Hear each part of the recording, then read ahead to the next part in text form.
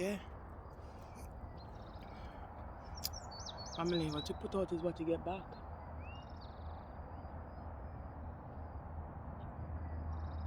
You can't expect to have healthy body, healthy mind if you're not thinking healthy. Have a healthy body if you're not eating healthy.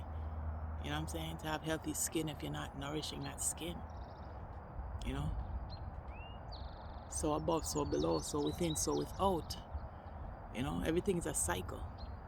When the water goes down the faucet, it goes down in a cycle. When the moon comes up and the sun goes down, it comes in a cycle. Your words that are powerful goes out and comes back in a cycle. Words are like seed that you put in the ground. What happens when you put a seed in the ground? Does not, and it gets nurtured, doesn't it grow and come back into a tree and come back into a seed, multiple seeds? That's a cycle. Everything is a cycle. No?